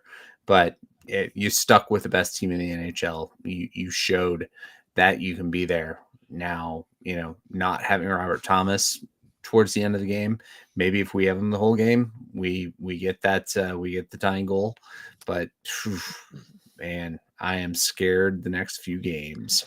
Yeah, I don't know, man. I'm cautiously optimistic because I feel like with a big injury to a team, typically there's a little bit of a bump step up. teams will get. Yeah. Step up. And I feel like this Toronto game might be a breakout party for a Texier, a Bolduc. I could see one of those guys that we talked about earlier having a big game against Toronto tomorrow night. It's a good time to have a game against a pretty good team. Yeah. As opposed to a cellar dweller next game. Because like you said, their players are looking to step up anyway, and whoever's given that top center role should be motivated. Okay, we're playing a good team. I need to bring my A game, one, to help replace Thomas, and two, because we're playing a good team. So, I mean, all kinds of incentive to play well in the next game. So whoever gets that spot. Who's in goal for you guys? If you're the coach, I'm not actually asking. Who would you put in goal tomorrow night? Bennington. Absolutely. Yeah, I agree. I think a lot of people are calling for Hofer, but I go right back to Bennington. He played well enough to get the win last game against a very top team. Toronto, obviously, and I think he'll be motivated against Berube. I think it's gonna be, this is the guy that relied on me. I want to show that I can still hang with the best. So I think Bennington gets the start. I think you start Hofer against Montreal and then give Bennington 4 days off. So that gives him after Toronto before Ottawa. Yep. I think that makes a lot of sense. Yep. I won't be upset if Hofer gets the start tomorrow, but I do think you need to go back to your number one. Right. Hofer has probably looked a little better overall this season, but Bennington's still your guy, and it's not like Bennington's looked bad. It's just Hofer's looked pretty good. Yeah. Well, in Hofer got his, he got the shutout and he got the next game. And he didn't look as strong that second game. So, I scored a minute and a half in, was it? Yeah, that was rough. Right. And, the Roslovic goal was pretty weak from the side, but at the same point, Jake Neighbors scored. But I just, I don't think that we're at a point where we're saying we're alternating back and forth. I think Bennington played well enough that you want his confidence up. You want him out there again tomorrow night. It's a big game. You got a number one goalie. Bennington is your number one. You roll with the number one goalie. It's not back-to-backs. You got a big game. It's to me, this is a no-brainer. It's Bennington. Yep, I agree. Starting Hofer, the end result, I know he will probably play well, hopefully, if he does get the start, but that move doesn't make any sense to me based on the schedule, how it's right now. Yeah, I agree. I think you go Hofer on Saturday too. That makes sense to me. That makes more sense. Yeah, for sure. But I do want to call it a note that I forgot to mention in the game against the it was against the Wild. Not Wild, damn it. Saturday. The Hurricanes. Wow. Hofer, 18 shots against in the first period. Yeah.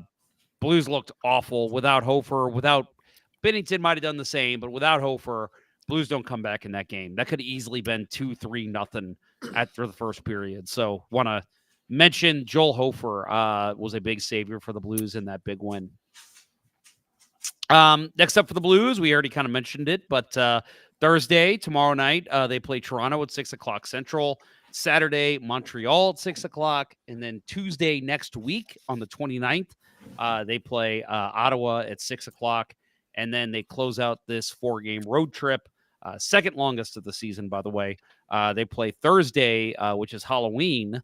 They play against Philadelphia at 6 o'clock. So I would imagine we'll have a show Wednesday. So make sure you tune in for that. I love Blues games on Halloween. Love it. Yes. I'll be recording it because I'll be out handing out candy. But I'm gonna love after the trick or treaters are gone. I'll come in and watch the game. It's just nice evening. Got to watch Halloween on Halloween, and then watch the Blues game later. Absolutely. Yeah, we always have a horror movie. Yep. Horror, not horror. horror movie. You have a stag film? yeah. For all the kids, freak them out, film? you know? Yeah, stag film, yeah. Now, we always have one of those going. Usually I've got a channel that is 24/7 Cinemax thriller? What are the Jason movies called? Friday the 13th. Slasher. Friday the 13th. Thank you. Yeah. It's all the Jason movies back to back to back. So I usually just turn that on. Oh my God, that's like all day. Oh, it's fantastic. I love it. So I'll have that on, and then I'll do the same thing. I'll turn on the Blues game like 10, 11 o'clock. So that'll be awesome. Looking forward to that as well. By the way, Halloween, real quick. Blues Halloween costumes. Matthew and P.O. Joseph absolutely killed it. Did you guys see it? Did not. Yeah, I did. They were the chicks? white chicks. Yeah. Oh my God. Look it up. I think it's on Instagram and brothers. Facebook. Yeah. So and funny. Neighbors was a hot dog again. Yeah, which is he's great. a hot dog every year. Yeah, I saw somebody on Twitter. Forgive me for not remembering who it was. It was a Blues fan who said the Blues have the chance to do the funniest thing ever, and they put a side by side of Neighbors as the hot dog, and then Phil Kessel. Oh, nice. Kessel could dress like Phil Kessel. There you go. Yeah. No. Phil Kessel. It was Neighbors next to Phil Kessel. They were basically saying that they could have they could sign Phil Kessel. I know, but we have a Kessel, and we can have him dress up as Phil Kessel. And two Josephs, two Kessels. I don't think I can handle that. And eating Neighbors. Oh my, that's a porn right there. There's a stag film right there. All right. Rapid fire tidbits from around the NHL. Frozen Frenzy was last night on ESPN2. Did you guys watch it? Nope. I did. I love it. It is fucking awesome. I wish they did this more than once a year. I was told, I read online that the NHL didn't plan this. It was a scheduling quirk that once they noticed it was happening, then they put a name to it.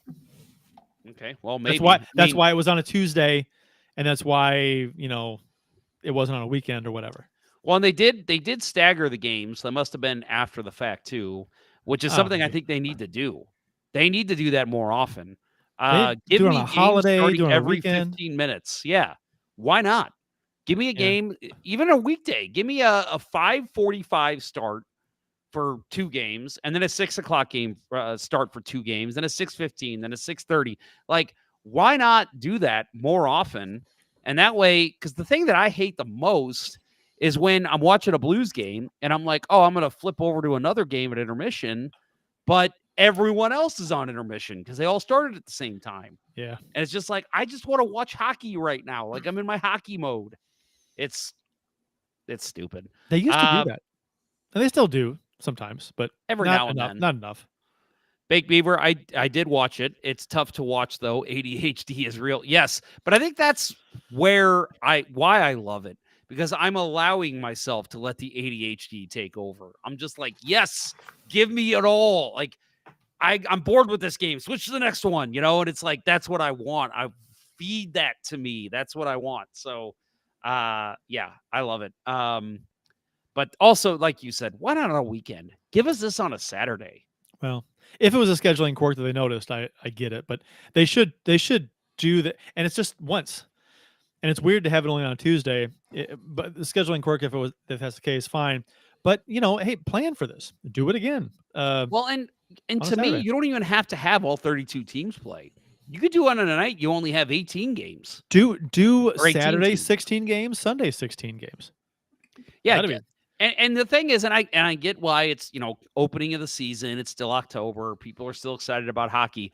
Give me March and April. Give me one of those when games fucking really matter. And it's like, oh, hey, let's go to this, I don't know, Blues Avalanche game because there's big playoff implications here. Okay, let's hop over to the Hurricanes and Flyers, and it's like those games you're like, yes, all games matter. But I'm saying, like, that's when shut up. I know what you're thinking. I need a shirt now. All games matter. All games matter. But I'm saying, like, that's when it's like, oh my God, like, these 2 points could change the entire playoff landscape. Right. Have all the games on do the Frozen Frenzy on Election Day. Illinois is it's a holiday. Is Missouri? Is it a holiday? Missouri? No, Election Day? Not. Oh, it is in Illinois.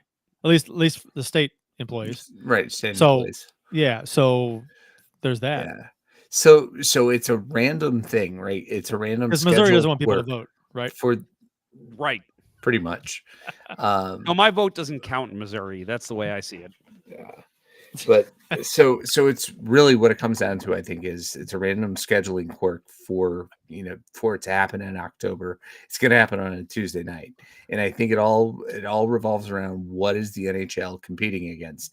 Well, there's not going to be anything but early NBA games, in at this point in October. You're not going up against Monday Night Football, right? Baseball playoffs, it's not there yet, right? We haven't started the World Series. You're not going to get that break again until February, but even then, at that point, college basketball is heating up. And then when you get into March, when this would really make a lot of sense, you're probably going up against March Madness. And I just think the NHL and it doesn't get prioritized against those events with its broadcast partner in ESPN. Now listen, I know I get that. I get ESPN is probably the one saying, yeah, we're not doing this in March because we got college basketball, and we're not doing this on a Sunday because of the NFL. What's stopping NHL Network from doing something like this? Like, I know it probably wouldn't be as well done because it's not ESPN, but why not have Billy Jaffe and oh hell, what's his name? The old devil. Ken Danico. Danico? Yeah, I'm not a fan. I'm not a fan, but I'm saying what's stopping you from having a panel of your NHL on the fly guys and just picking a Saturday and saying, let's do a Frozen Frenzy type thing. And I know people are going to say, well, you're going to be against college football. Hockey fans are going to watch the hockey. Yeah. So if you're watching NHL Network, you're going to be watching NHL Network. Here's the thing, though. Very few people get the NHL Network. The NHL, this is a whole other topic, but the NHL is like they're fucking footballs. They don't know what they're doing with NHL Network. This channel should be on basic cable. They should be offering it for everyone as a free channel. They don't. Do they need this extra revenue for putting it on high-end packages of different streaming services and things? Get that channel out so people can see it, and then do that, Jeff. Then do a Frozen Frenzy a couple times a year, once in the beginning and once at the end of the season, where you have all the games on National Network or most of them, and then have it on free cable, or not free cable, but basic cable. I don't know.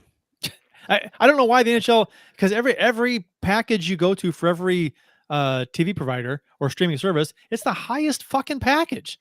Yeah. And a lot of people don't get the highest package. I don't. Right. I don't.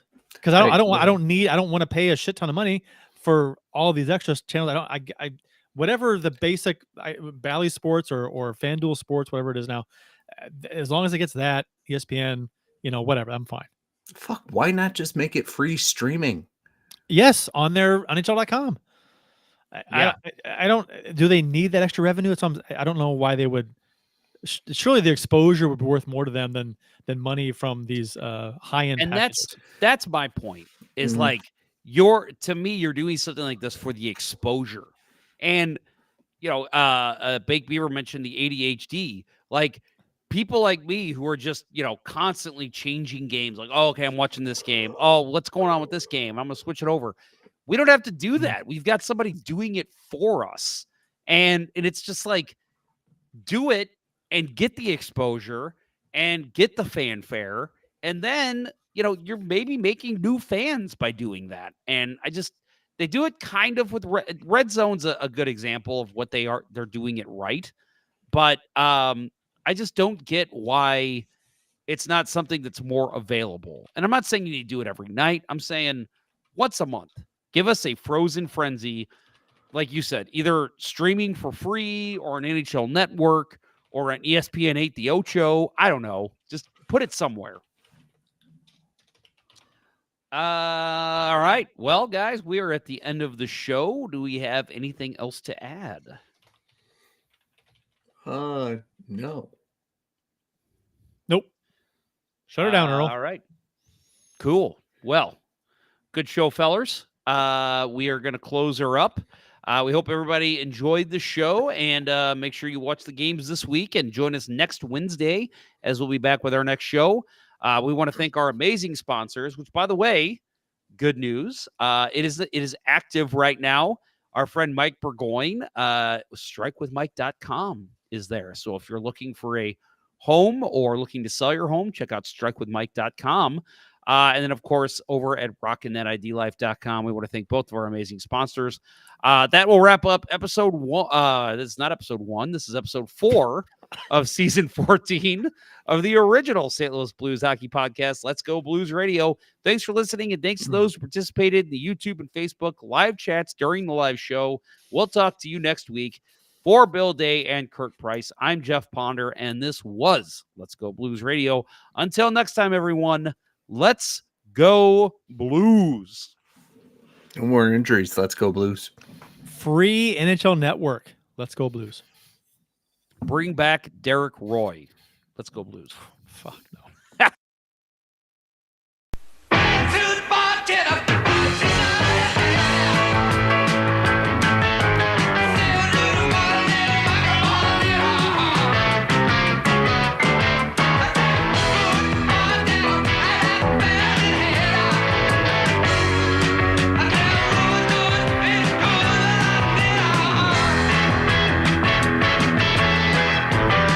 A Mark Goodson television production. Sit, Ubu, sit. Good dog. I found prints! No, fingerprints. I don't think so. Kmart is more than any store you have known before. Kmart means you get quality. It's friendly and warm, and service does not